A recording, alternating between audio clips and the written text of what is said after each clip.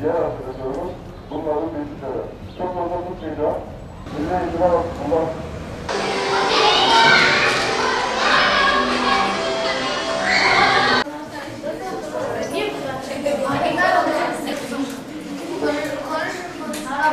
Okumaya geçmeden önce metinle ilgili birkaç sorumuz var.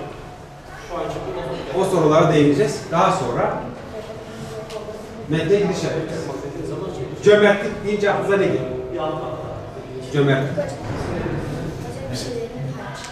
Bir şeylerini paylaşan. 7 yıldır bu okulda okuyorum. Yaz tatilimde ailemle iyi vakit geçirdim, gezdim, ders çalıştım, kitap okudum. Mutluyum böyle okul açıldığı için. Yani yaz tatilinden sonra çalışmak da iyi geliyor okulda. Arkadaşlarıma kavuştuğum için mutluyum. Bugün kalktım sabah, çantamı hazırladım. Ondan sonra eşarbımı falan taktım, üstümü giyindim. Ondan sonra da servise binip okula geldim. Bu okula yeni geldiğim için heyecanlıyım. Daha kimseyi tanımıyorum. Arkadaş olacağım. Bu nedenle çok heyecanlıyım. 7. sınıfa geçtim. Yaz tatilinde derslerime sürekli olarak çalıştım. Ve bol bol kitap okudum.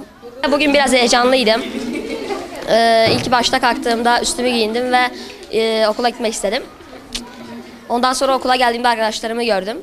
Arkadaşlarımı gördüğüm için çok sevindim çünkü onları yaz tatilinde görememiştim. Gerçekten özlemiştim arkadaşlar. Kimleri özlemedim? Mesela en fazla hangi arkadaşını özlemiştin? Ömer'i özledim.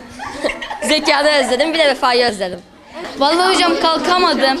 Annem kaldırdı. Kuzenim aradı, annemi uyandırdı. O da beni uyandırdı. Ne yalan atayım.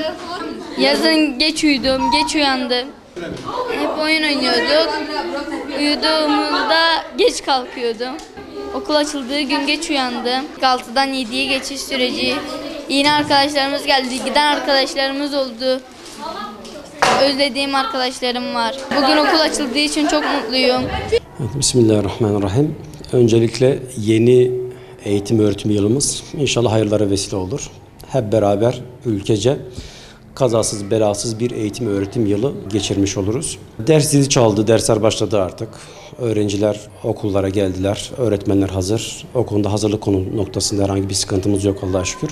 Tabii öğrenciler yaz modundan çıktılar. Yaz boyunca uyuma saatleri, uyanış saatleri belirsizdi, net değildi.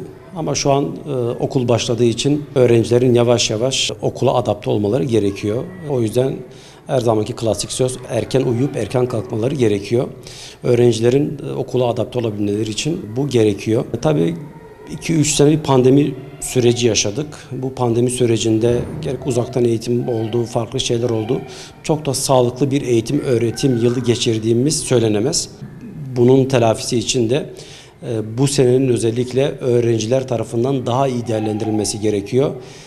Biraz daha ders çalışma, biraz daha kitap okuma, biraz daha konu tekrarı, biraz daha ailelerin ilgi gösterip öğrencilerin takibi son derece önemli.